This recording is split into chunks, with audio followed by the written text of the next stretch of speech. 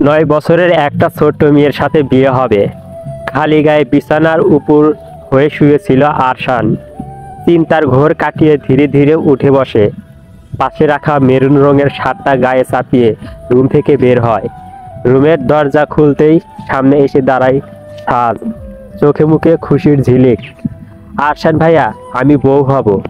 ছোট্ট এই মেয়েটি যে এখনো জীবনের অর্থই বোঝে না, সে এমন কথা বলছে। অবুঝ সাজের কথা শুনে আরশান বলে, এতটুকু বাচ্চা মেয়ে, তুই আবার বউ হবি? আমাকে চিনিস? এই শেরহাম আরশানকে চিনিস? আরশানের কথা শুনে ছোট্ট মুখে রাগ এনে বলল, হ্যাঁ চিনি তো। আরশোলা, তুই একটা বিরক্তিকর আরশোলা। আমাকে শুধু বকিস, ভয় দেখাস। ছোট্ট দুজোড়া স্যান্ডেলের টুংটাং শব্দে পিছন ঘুরে দৌড় দিল ঘর থেকে বেরিয়ে যাওয়ার জন্য। ছোট্ট পায়ের ছুটে চলা ধূপধাপ শব্দ উঠছিল টাইলসের উপর। বাতাসে দুলছিল তার বিনুনির লাল ফিতে।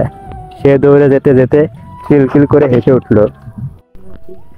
পাল্টা আঘাতে ছুরির মতো চেরা শব্দগুলো শুনে আরশান থ হয়ে যায়। খালি গলায় আচ্ছন্ন কাচের মতো শব্দ ভেদ করে ধাতব কঙ্কনে তার বুকের ভিতর ধাক্কা দেয়। এইটুকু একটা মেয়ে, তাকে তুই বলেছে। তার এত সুন্দর নামটাকে আরশোলা বলেছে। এভাবে বলতে পারলো। মুহূর্তেই মুখটা লাল হয়ে যায় রাগে, নাক ফুলে ওঠে।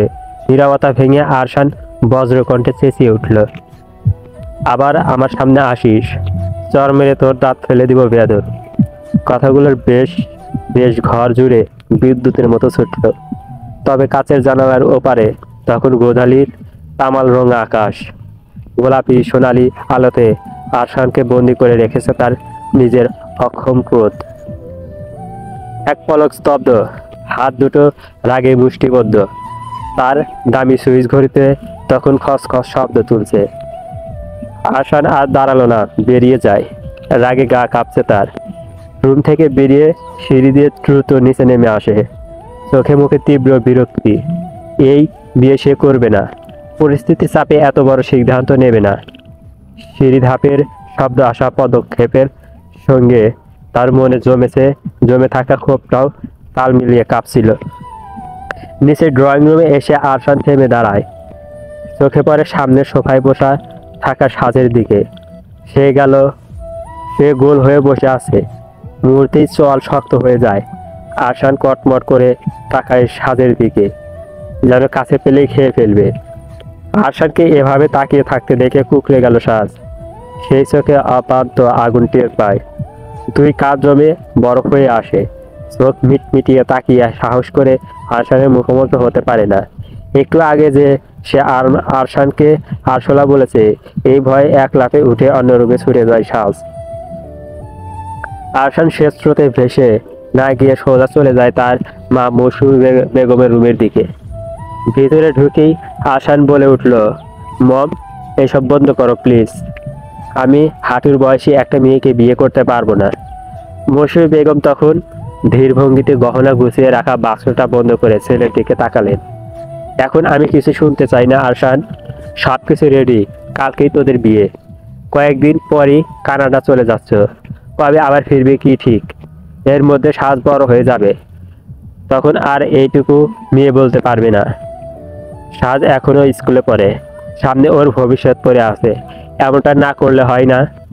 মৌসুমী বেগম ঘাড় শক্ত করে দাঁড়ালেন।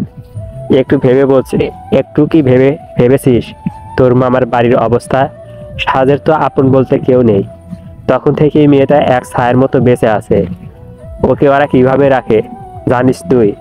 এই বাড়ি, এই ছাদ, এই পরিবার, এটাই ওর জন্য নিরাপদ। যদি আমরা ওকে নিজের ঘরে না রাখি তাহলে কে রাখবে? আমি পারবো না। জেদ করিস না আরশান। তোর বাবাও ভুলেও ওই লোকটার কথা মুখে আনবে না, যে নিজের সন্তান আর স্ত্রীকে রেখে চলে যায়। তার কোনো কথাই আমার জীবনে জায়গা পাবে না। তার মতো আমি হতে চাই না। আর আমি সাধের সঙ্গে এই অসম বয়সের অসম সম্পর্ক করতে পারবো না।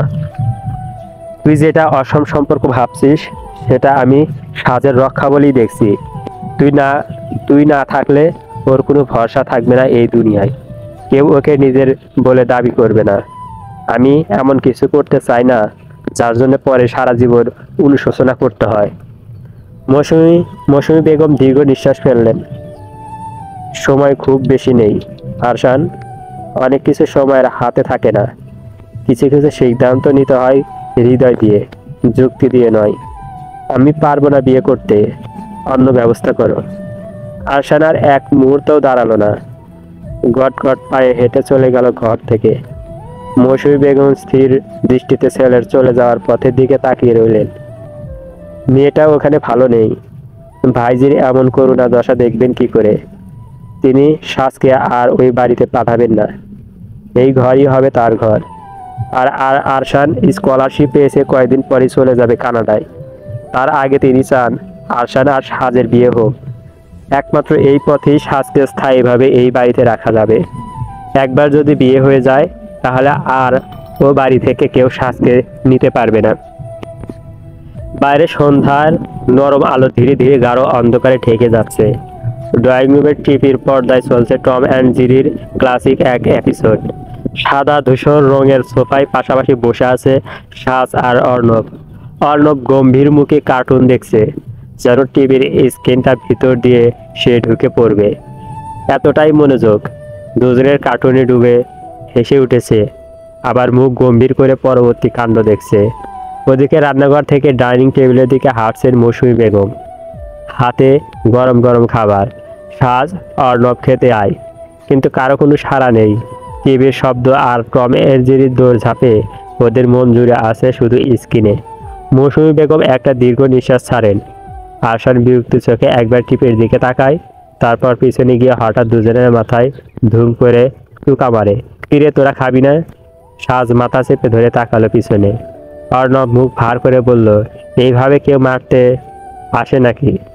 আরশান এবার টিপুর রিমোট তুলে নিয়ে একটানে বন্ধ করে দিল। দেখা শেষ, এখন চল টেবিলে, দেরি করলে দুজনই মার খাবি।